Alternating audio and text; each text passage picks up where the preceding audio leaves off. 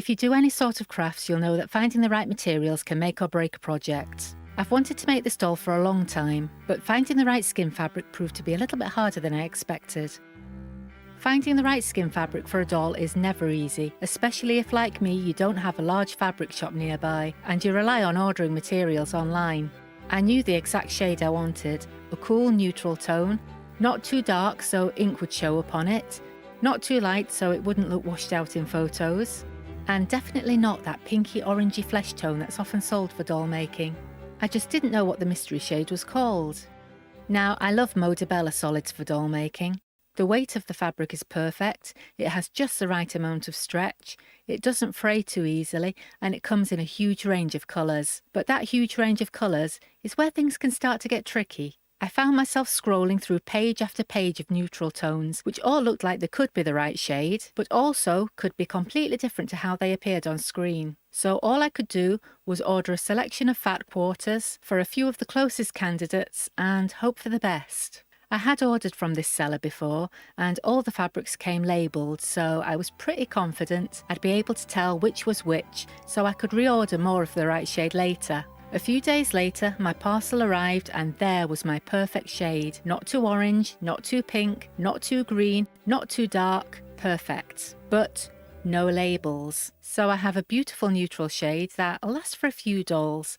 Unfortunately, I still don't know what it's called. But at least I've narrowed it down a little. This is going to be a 19cm bead jointed doll. I've stuffed all the pieces with some polyester fibre, so now I'm going to close the seams and joint them all. The jointing thread I'm using is Gutermann Top Stitch. Some colours can be a little bit harder to find in the heavy duty upholstery threads, so I've had to pick out the one that blends in best with the skin colour. Sometimes the thread that works best isn't the one you think it's going to be. Brown shades looked very orangey against this fabric, so I've gone for a light grey. The legs are made from black and white striped cotton, so I'm using a black thread to joint those.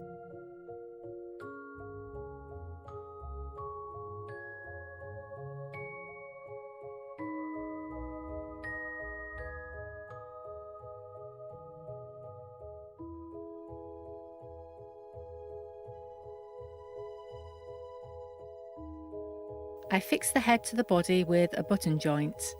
One button goes on the back where it'll be hidden by the dress, the other button goes on top of the head, that'll be hidden by the hair.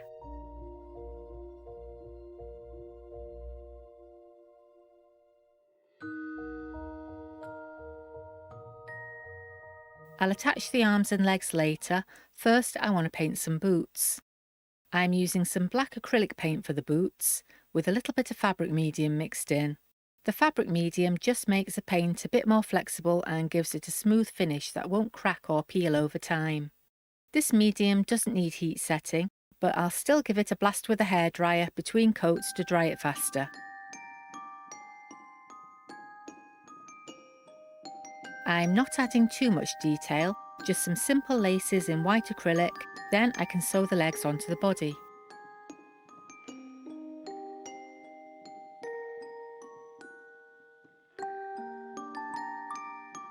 The legs just need a stitch at each side to hold them in place and create a simple hinge joint. I want to allow for some movement so she can be placed either in sitting or standing, so I'm careful not to pull too tight.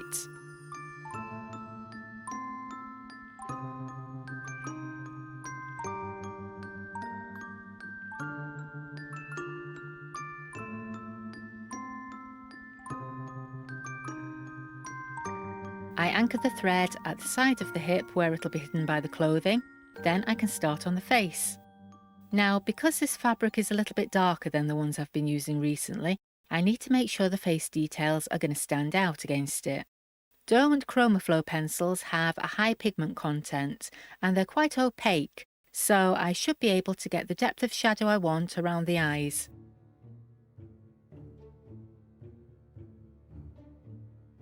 I'm gradually building up layers of black and dark grey and blending as I go with the blending pencil. That'll need a couple of coats of fixative spray, so while that's drying I'll work on the clothing. I've picked out some teal blue cotton for the dress. I'm edging it with some black and white broderie anglaise. I just had enough of the black to go along the top and bottom, so I'm hoping this will work on the doll. I've shaped the bodice to fit around the torso, so now I'll pin it to the doll and stitch it up the back. I've not allowed quite enough fabric for the seam allowance at the back. I've measured wrong somewhere. That's not going to fit, so I'll have to make another bodice. Right, I don't have any of the black broderie anglaise left. I'm not sure it was really working on the bodice anyway, so I'm trying a few other options. Nope. Definite nope. This guipure lace could work. If I hand stitch it along the top and maybe add some little buttons down the front, I think that could look nice. I recently discovered quilting clips and they make jobs like this so much easier. You can hold the lace in place exactly where you want it without the risk of snagging it with pins. Links to these will be in the description. I was going to use black buttons, but I felt like she needed something a little bit lighter. So I decided on white with black top stitch thread for a bit of contrast.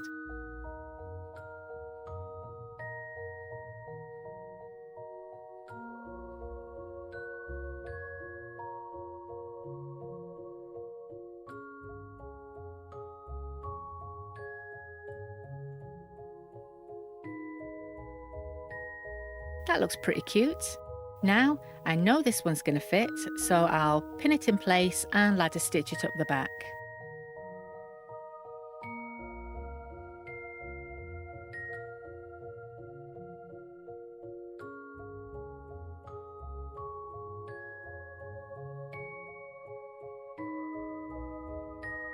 Now I just need to gather up the skirt and stitch it to the doll. Then I can joint the shoulders.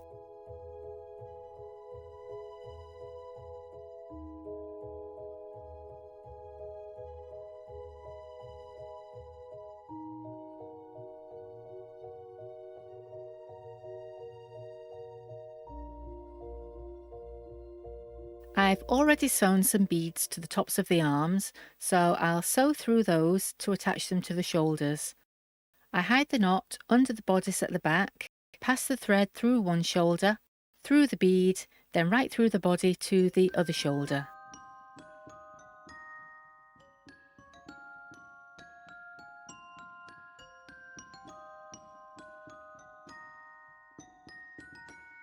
I stitch through each shoulder joint twice, then fasten off the thread under the back of the dress.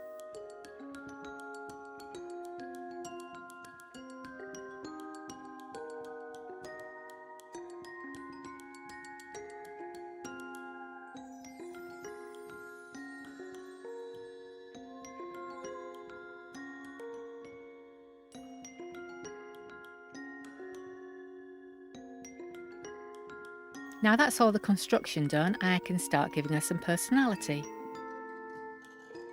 I've chosen some 15mm dark brown coat buttons for the eyes. I position them in the centre of the shaded area and stitch them through to the back of the head so they sit nice and tight to the face. If you're enjoying watching this little one take shape, don't forget to hit the like button and let me know. You can also subscribe if you like so you don't miss the next one.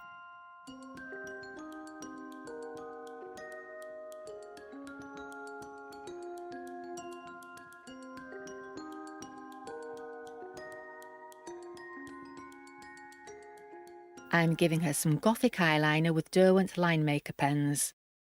I'm using a slightly thicker pen for this fabric, but as it's a bit darker, the lines still look really fine.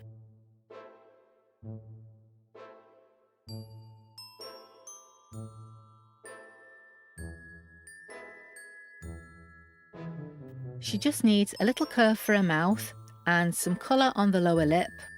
I use a burnisher pencil to blend this bit. It's slightly harder than the blender, so it's better for fine details. I want to give her some silky smooth black hair, so I'm using bamboo roving. As usual, I'm needle felting it directly into the head with the Clover pen style tool and 3 38 gauge needles.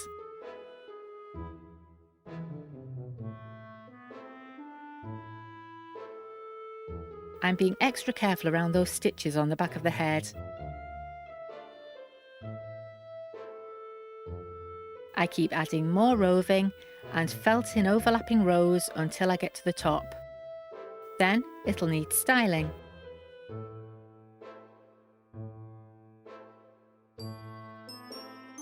A quick trim and she's ready. I've named this little one Thea Larch Tree.